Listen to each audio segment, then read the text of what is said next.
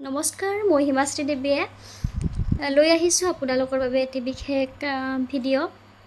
যিসকল ব্যক্তিৰ বৃহস্পতি গ্ৰহ অশুভ হৈ আছে বা জন্ম কুণ্ডলীত বৃহস্পতি গ্ৰহ দুৰ্বল হৈ আছে, সেইসকল ব্যক্তিৰ বাবে এই ভিডিঅ'টি।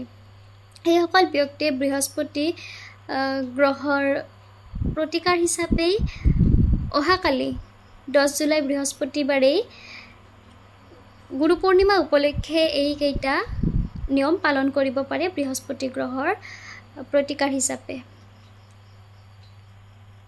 বৃহস্পতিবাৰে আপোনালোকে গুৰু পূৰ্ণিমা উপলক্ষে সেই পূৰ্ণিমাৰ দিনটো ব্ৰত ৰাখিব পাৰে। আপোনালোকৰ বৃহস্পতি গ্ৰহ উন্নতি হ'ব।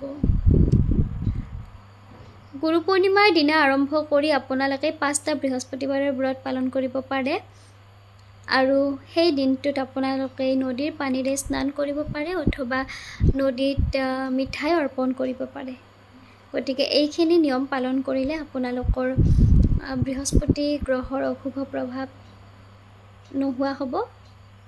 গতিকে এইখিনি নিয়ম পালন কৰিব পাৰে আৰু এনে ধৰণৰ ভিডিঅ' পাই থাকিবলৈ ইউটিউব চেনেল নৱগ্ৰহ জ্যোতিষালৈ ছাবস্ক্ৰাইব কৰিব।